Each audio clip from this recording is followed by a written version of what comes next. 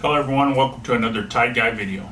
If you could please hit the subscribe button and also hit the like button, that allows other people to know that my videos are up and gets more people involved. Today I'd like to kind of do a little recap of some of the games this weekend. I'm going to put them in the good, the bad, and the ugly category.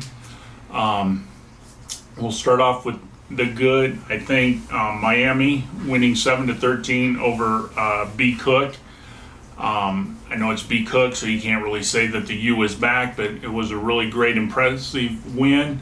I do think that Miami is back on track and, could possibly challenge for the ACC title this year. Another game that I thought was really good, Georgia. Georgia looked really impressive.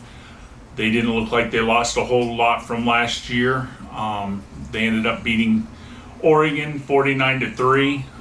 The defense was not quite as great as they were last year. They let Oregon move the ball a little bit, but that was a pretty good offense against, a not bad Oregon defense. So I think Georgia can expect some big things this year. USC is another team that I know they played Rice.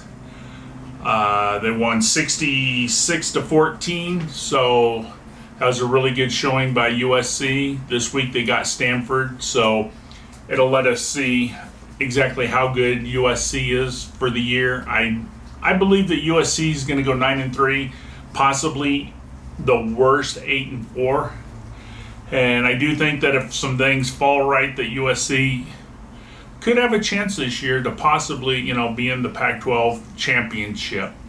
Now, another game that I thought was really good for Florida,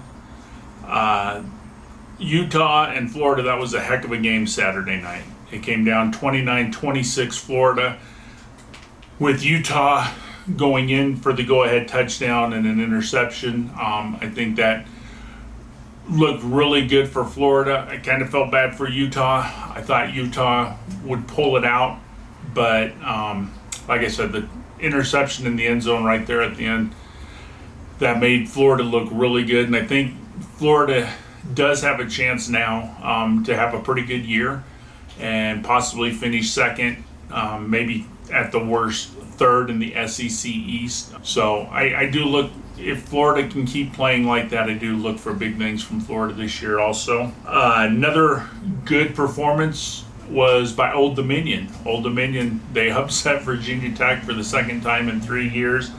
They won that game 20-17. It was a really good look for Old Dominion, and it kind of shows how far that Virginia Tech has fallen. Another team that I never thought would be on this list for the good was Arizona.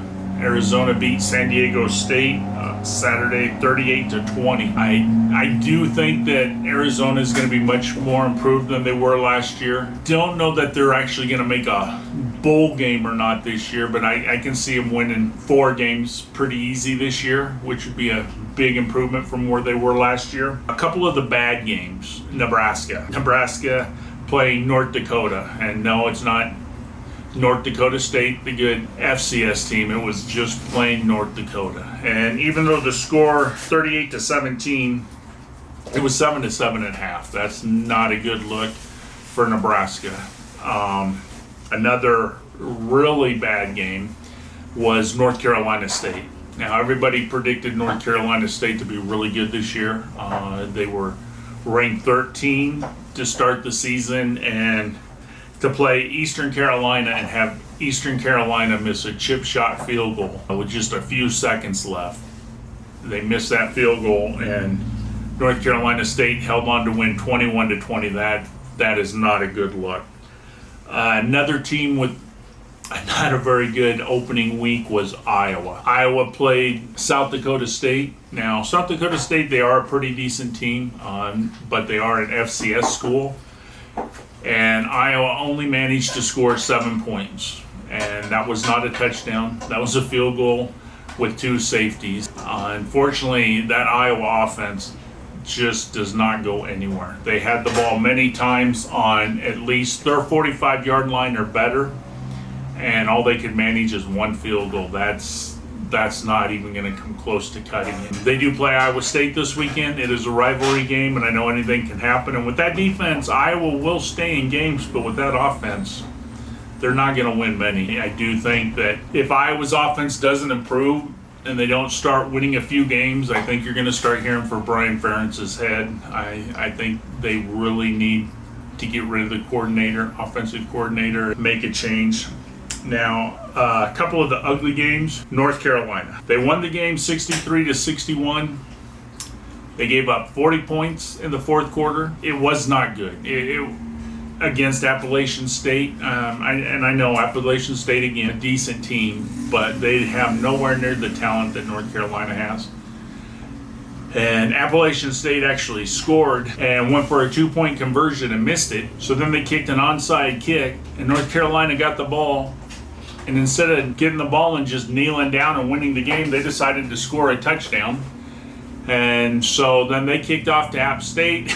With just a few minutes left, App State went down the field and they scored another touchdown and went for the 2-point conversion to tie, and they missed it. Or, that could be a whole different game. And, to see Mac Brown celebrating in the locker room afterwards, that's not a game I would want to be caught dancing around and all happy that you won when you gave up 40 points in the fourth quarter. Another game that I thought was really ugly was Houston. Houston played UTSA, and for a lot of the game, they were behind. Houston, everybody predicted them. I know they were only ranked 25th, I believe, going into the season. Everybody predicted them as the best non-Power 5 team in the nation. And UTSA is not a bad team, but when you're Houston and you want to prove that you belong in a Power 5 and you want to go to a playoff and have a chance at a playoff, you just can't struggle in a game like this. It really wasn't a good look. So that was kind of the games I wanted to talk about today. If you think I missed any of the good, the bad, or the uglies, leave in the comments what team you think, either did really well, did really bad, or, just was really ugly to see. And as always, roll Tide.